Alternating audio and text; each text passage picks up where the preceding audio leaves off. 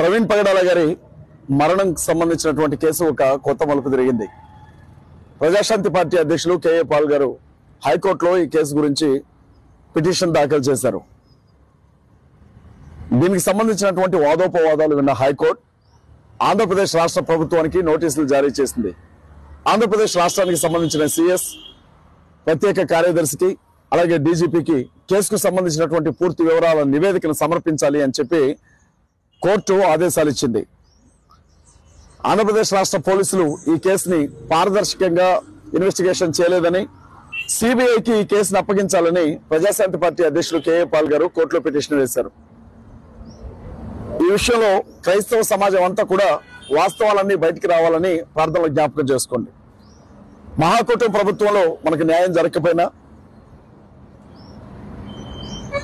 ప్రపంచ దేశాలలో ఉండే క్రైస్తవులందరూ కూడా ఈ కేసు వెనుకున్న అసలైనటువంటి వాస్తవాలు బయటికి రావాలి అని చెప్పి వారి ప్రయత్నాలు చేస్తూ ఉన్నారు.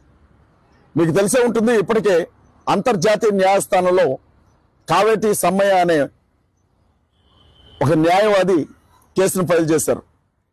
అమెరికా నుంచి ట్రంప్ గారు సైతం ఈ కేసు విషయంలో పూర్వపరాలు తెలుసుకోవాలని ఆసక్తిగా ఉన్నట్లు క్రైస్తవ వర్గాలు తెలియజేస్తా ఉన్నాయి.